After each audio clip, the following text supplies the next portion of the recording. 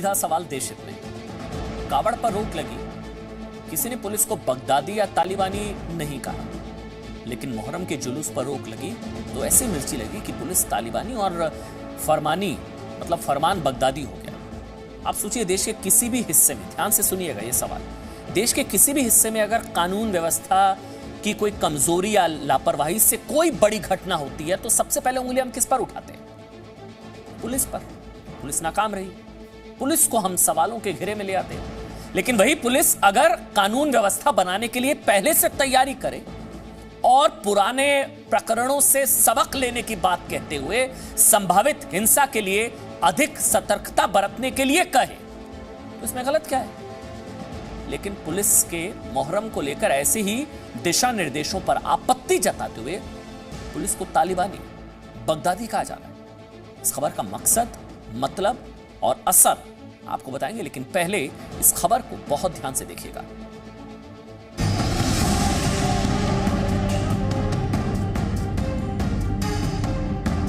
Uttar Pradesh police की इसी चिट्ठी को लेकर विवाद खड़ा किया जा रहा है, जिसमें यूपी के डीजीपी ने राज्य के सभी पुलिस कमिश्नरों, एसएसपी और एसपी को मुहर्रम से पहले जरूरी तैयारी रखने के दिशा निर्देश दिए हैं। 4 पन्नों की इस चिट्ठी के पहले पैराग्राफ में मुहर्रम के बारे में भूमिका और जानकारी दी गई है। दूसरे से 9वें पैराग्राफ तक मुहर्रम के मौके पर संभावित खतरे का जिक्र है और 10वें बिंदु से पुलिस की जरूरी तैयारी के दिशा निर्देश है। आखिरी के 3 पैराग्राफ में पुलिस अधिकारियों के लिए सलाह है। वैसे तो ये चिट्ठी गोपनीय है, विभागीय है, लेकिन इसे सोशल मीडिया में प्रचारित किया जा रहा है और इस ऑफिशियल लेटर के कंटेंट को लेकर मातम शुरू हो गया है। ये गाइडलाइन नहीं है जो हमारे हाथ में है, बल्कि ये मुहर्रम मनाने वालों पर झूठे इल्ज़ाम का और गंदे इल्ज़ामात का पुलंदा है पूरा ये। इसकी मैं ऑल इंडिया शिया फसला बोर्ड के जरिए से ज़बरदस्त तरीके से मदद करता हूँ। मुहर्रम है, ये कोई फेस्टिवल और त्यौहार नहीं है। हम ये गम मनाते हैं अपने इमाम का। पीस कमेटी के लिए आपको मीटिंग में शिरकत के लिए बुलाया जाए तो आप उसका बहिष्कार करें। इन मुस्लिम धर्म गुरुओं की शिकायत है कि यूपी पुलिस ने चिट्ठी में मुहर्रम के मौके के बारे में खतरे को आगाह करते हुए जो लाइनें लिखी हैं वो आपत्तिजनक है। पुलिस के दिशा निर्देशों में क्या आपत्तिजनक है, ये जानने के लिए आपको भी चिट्ठी देखनी चाहिए। चिट्ठी के इस हिस्से में लिखा है कि मुहर्रम के दौरान शिया और सुन्नी के बीच विवाद होते रहे हैं और वो विवाद क्यों होते रहे हैं इसके कारणों का भी जिक्र है। चिट्ठी में यह भी लिखा है कि ऐसे मौके पर पुराने धार्मिक लंबित विवादों, यौन हिंसा और गौवंश वध या परिवहन की घटनाओं को लेकर विवाद होता रहा है और इसीलिए सतर्कता जरूरी है।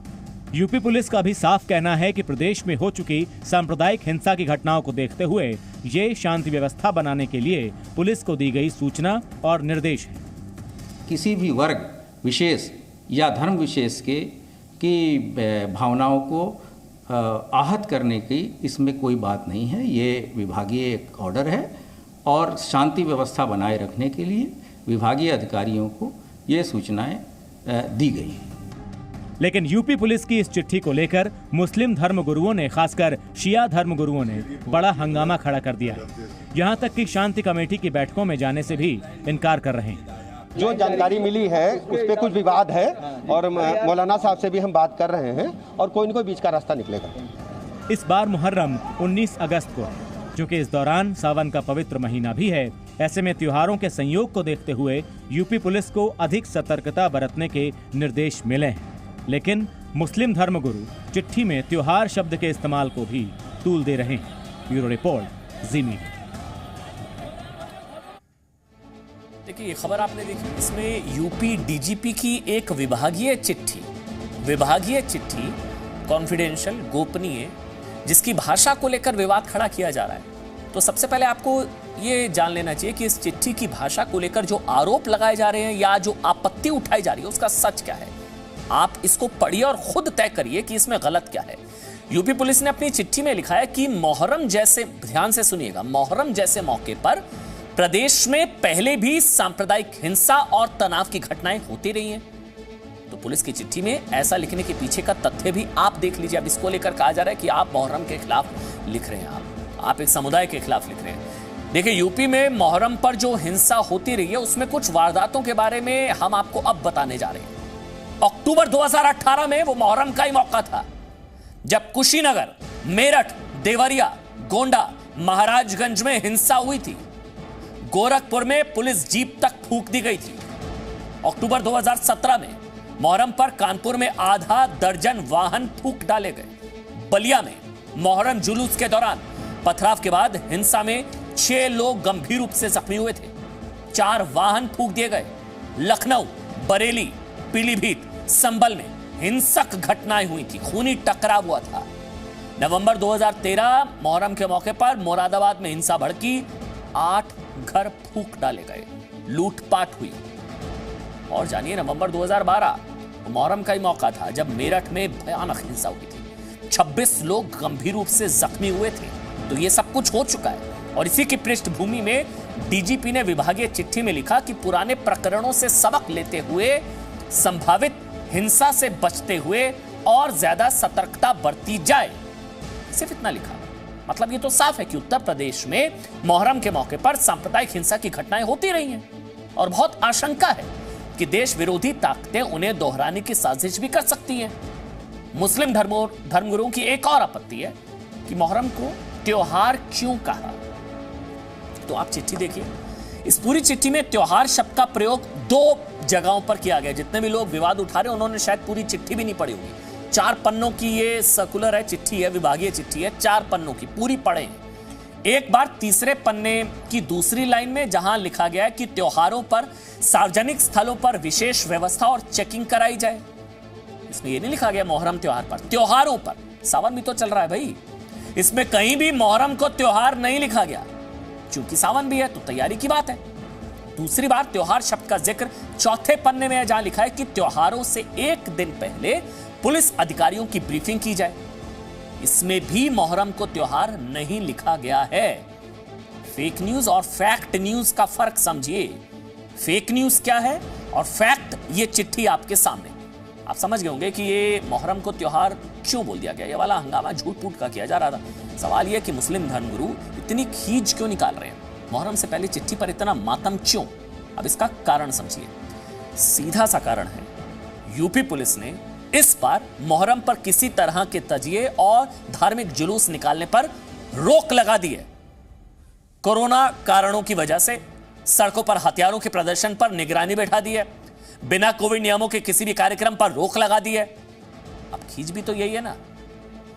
केरल वाले भरे कोरोना में बकरीद का जश्न मना सकते हैं, यूपी वाले कम कोरोना में मुहर्रम का मातम क्यों नहीं बना सकते।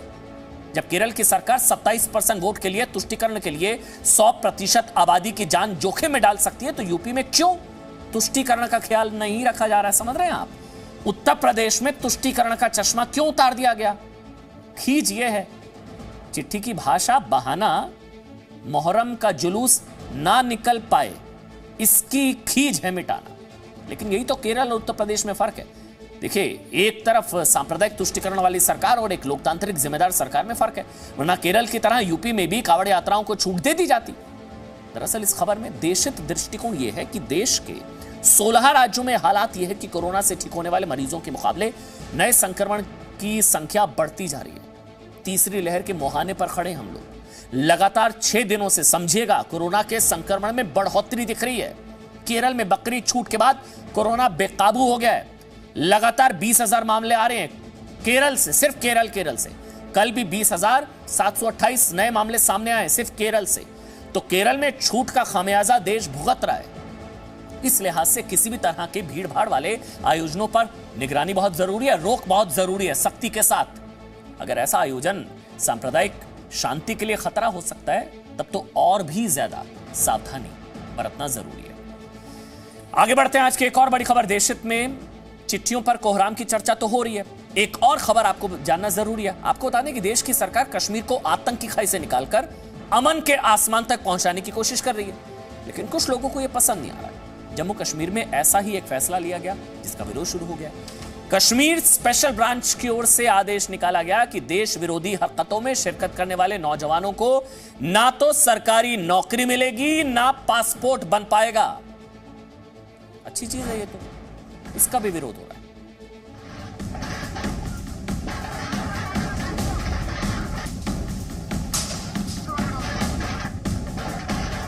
कश्मीर की ये तस्वीरें पुरानी हैं, उस दौर की हैं जब अपने ही देश के सुरक्षा बलों के ऊपर पत्थरबाजी की जाती थी। पाकिस्तानी दलाली के रुपए बांटकर कश्मीरी नौजवानों से दिहाड़ी मजदूरों की तरह पथराव कराया जाता था। स्कूली लड़के और लड़कियों के हाथ से किताबें छुड़ाकर पत्थर थमाए जाते थे। अब कश्मीर में पत्थरबाजी बंद है।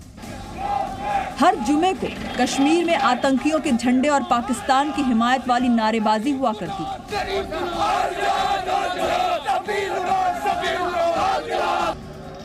पाकिस्तानी पिट्ठुओं के इशारे पर भारत की जमीन से भारत की अखंडता के खिलाफ प्रदर्शन किए जाते थे। अब कश्मीर में आतंक परस्ती कम है, क्योंकि सरकार ने कश्मीर में बैठकर पाकिस्तान का एजेंडा चलाने वालों के पर कतर डाले हैं। कश्मीर में अब शांति और भाईचारे का माहौल बढ़ रहा है और इस माहौल को दोबारा बिगाड़ा ना जा सके, इसके लिए एक बड़ा फैसला लिया गया है। कश्मीर की सीआईडी स्पेशल ब्रांच ने जो आदेश निकाला है उसके तहत कहा गया है कि पासपोर्ट या सरकारी नौकरी या सरकारी योजनाओं का फायदा उठाने वाले शख्स का वेरिफिकेशन करते वक्त ये जरूर पता किया जाए कि वो पत्थरबाजी जैसी देश विरोधी गतिविधियों में तो शामिल नहीं रहा है। इसके लिए स्थानीय थानों के रिकॉर्ड चेक करने के लिए भी कहा गया है। इस पड़ताल में हर तरह के डिजिटल सबूतों पर भी गौर करने को कहा गया है, जिसमें पुलिस या सुरक्षा बलों के पास मौजूद CCTV footage, video, audio, quadcopter image जैसे सबूतों की मदद लेने के लिए कहा गया है। जम्मू कश्मीर पुलिस के इस फैसले को लेकर जम्मू कश्मीर में ही कहीं जश्न तो कहीं मातम दिखाई दे रहा है। जम्मू में डोगरा फ्रंट के समर्थक सरकार के इस फैसले पर जश्न मना रहे हैं, खुशी जता रहे हैं।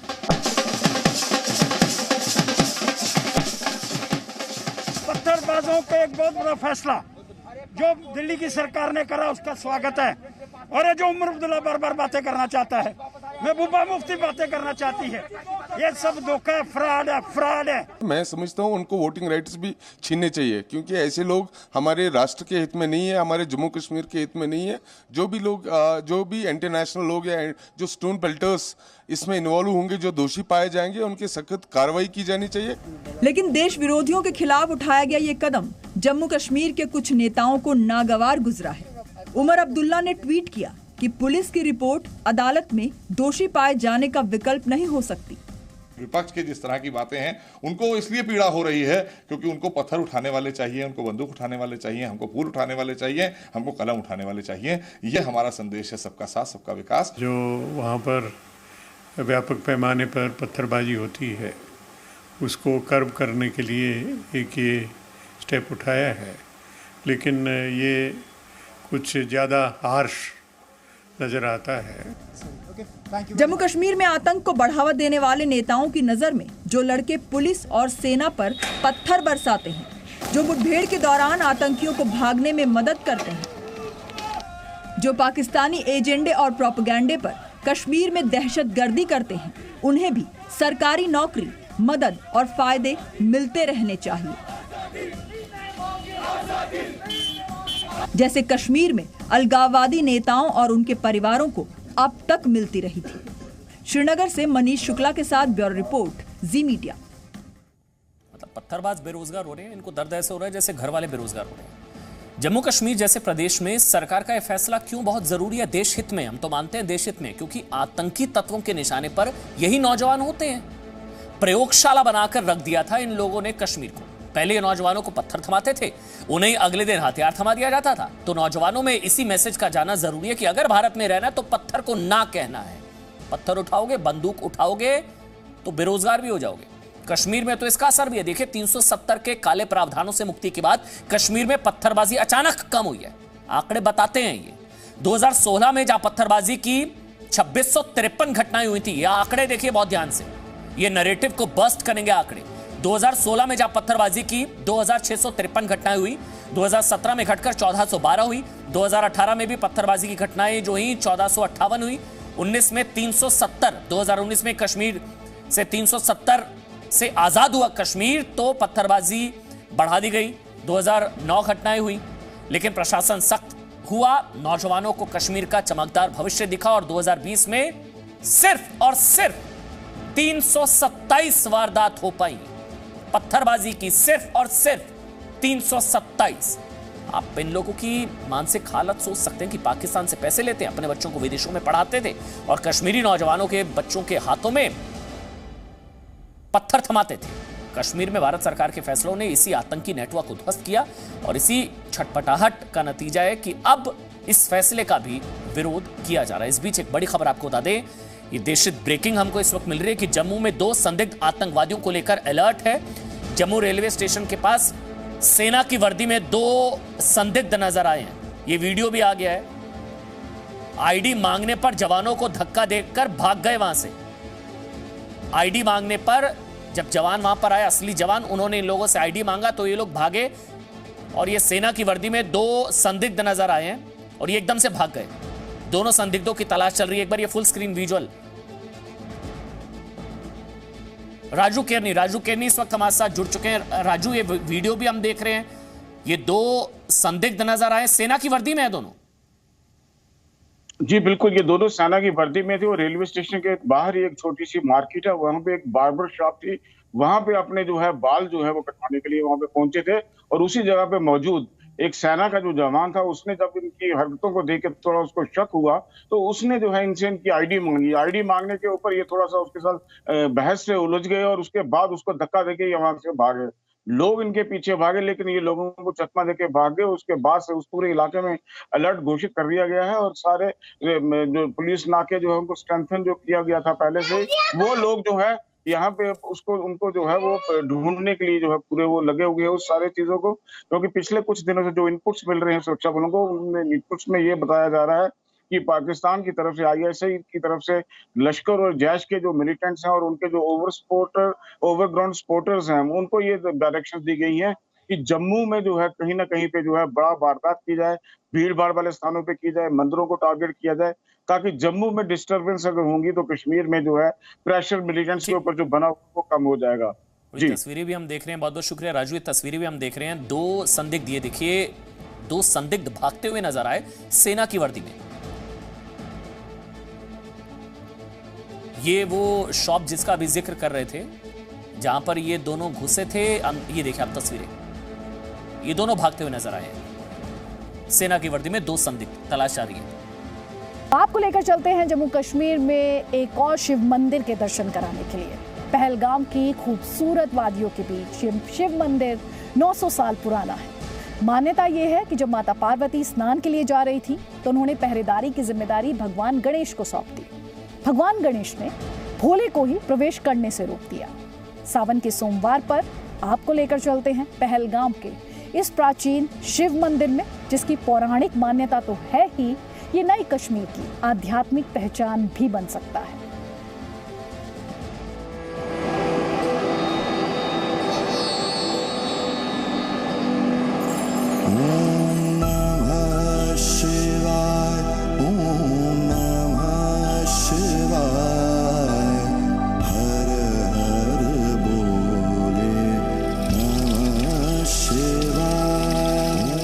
पहलगाम में 900 साल पुराना शिव मंदिर, जिसके कपाट 24 घंटे खुले रहते हैं। यानी ये मंदिर 24 घंटे खुला रहता है, बंद नहीं होता है। श्रद्धालु यहाँ किसी भी वक्त आ सकते हैं। और आप देख पा रहे हैं तस्वीर में शिवलिंग यहाँ पर है। शिव जी का ये मंदिर है। ममलेश्वर मंदिर इसे कहा जाता है, ममल गांव में है। और साथ ही आप यहाँ पर ये भी देख सकते हैं कि किस तरह से जो भक्त हैं वो यहाँ पर आए हुए हैं। लेकिन इस मंदिर की से जुड़ी हुई कई पौराणिक गाथाएं हैं, पौराणिक कथाएं हैं, जिनके बारे में जानना और समझना आपके लिए ज़रूरी है। सबसे पहले आपको बताते हैं, जब आप इस मंदिर को देख रहे हैं, ये जो इसके चारों तरफ लाइम प्लास्टर लगाया गया है, ये बहुत ही पुराना मंदिर है, 12th सेंचुरी का मंदिर है। तो आप अंदाज़ा लगा लीजिए कितना इतिहास ये अपने अंदर समेटे हुए है।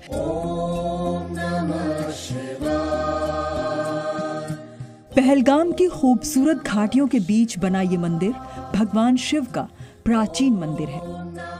पहाड़ी पत्थरों से बना ये मंदिर कश्मीर और भोलेनाथ के कनेक्शन का साक्षात प्रमाण है। इस मंदिर का नाम है ममलेश्वर महादेव मंदिर। इस मंदिर का निर्माण 12वीं शताब्दी में, यानी आज से करीब 900 साल पहले, तब के राजा जय सीमा सिंह ने करवाया था। अब आपको इस मंदिर के आध्यात्मिक महत्व के बारे में बताते हैं।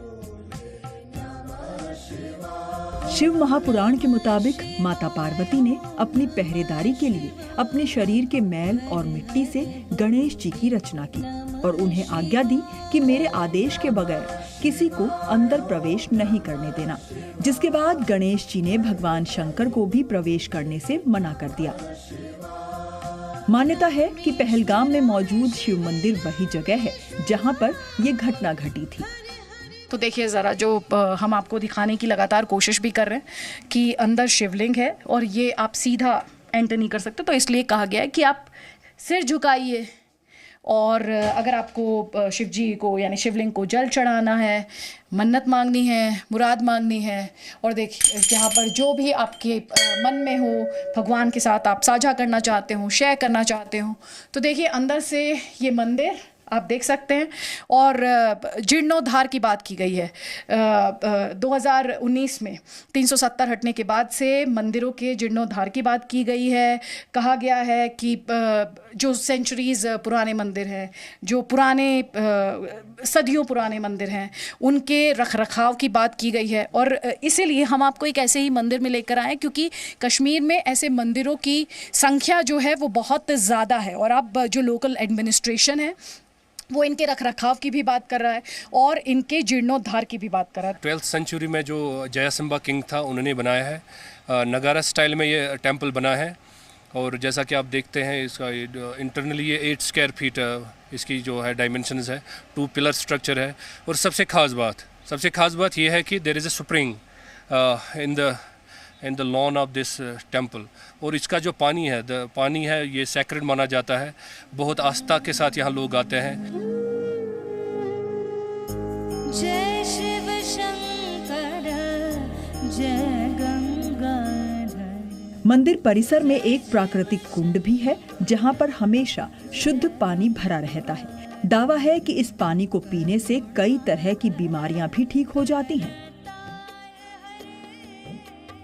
देश के बाकी हिस्से तो भूल जाइए, जम्मू कश्मीर में भी बहुत ही कम लोगों को इस प्राचीन और पौराणिक मान्यताओं वाले मंदिर के बारे में जानकारी है। जम्मू के कुछ श्रद्धालु इंटरनेट पर जानकारी जुटाकर पहलगाम में ममलेश्वर महादेव के दर्शन करने आए हैं। आपने इस मंदिर के बारे में पहले से सुना था? नेट पे पढ़ा यही कि यहाँ पर जैसे आप भी कह रहे थे कि गणपति गणेश जी को बोला हुआ था, यहाँ पर पार्वती माता अंदर नहाने के लिए गए थे शायद उस वक्त, तो उनको बोला गया था कि आप यहाँ पर अंदर किसी को मत आने देना। लेकिन वो उसके बाद क्या हुआ वो स्टोरी शायद सभी को पता होगी कि क्या हुआ, तो उनका यह शायद जो उनका ये धड़ यहीं से काटा गया था। इस मंदिर की देखभाल जम्मू कश्मीर सरकार के पुरातत्व विभाग की ओर से की जाती है। साथ ही स्थानीय लोग भी इस मंदिर की देखभाल करते हैं। हमारा डिपार्टमेंट ऑफ आर्कियोलॉजी एंड आर्कीव्स इसको मेंटेन करता है, उनके एम्प्लॉयज़ हैं और लोकल जो लोग हैं, जैसे हमारे यहाँ पे बशीर साहब है, लोकल जो लोग हैं ये बहुत खास ख्याल रखते हैं इस मंदिर का, क्योंकि जो यहाँ पे टूरिस्ट आते हैं, they are not tourists only, they are pilgrims. During जब श्री अमरनाथ जी यात्रा हमें होती थी तो उस टाइम पे खासकर यहाँ बड़ा रश रहता था। पहलगाम के रास्ते अमरनाथ यात्रा पर जाने वाले श्रद्धालु पहले ममलेश्वर महादेव मंदिर के दर्शन करते हैं, फिर अमरनाथ गुफा की तरफ बढ़ते हैं। जम्मू कश्मीर से अनुच्छेद 370 हटने के बाद से इस मंदिर के पुनर्निर्माण की उम्मीद बढ़ गई है। मंदिरों की संख्या तो ज्यादा है लेकिन संख्या सारे जो मंदिर जितने भी है मैक्सिमम डिस्ट्रॉय हो गए हैं।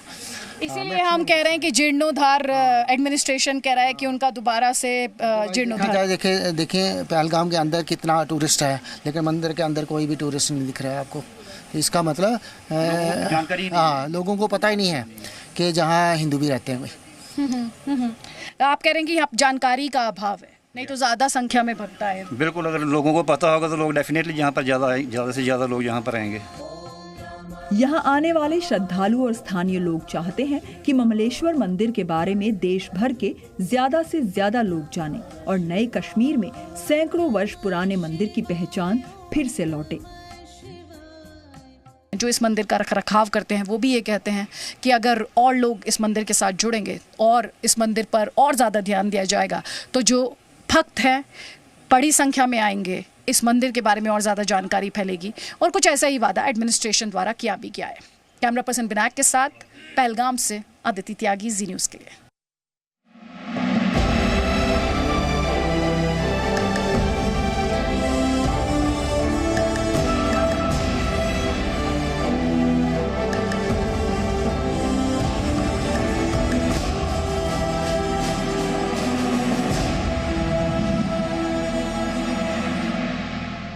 Presenting B News app, available on Google Play and App Store. Download it now.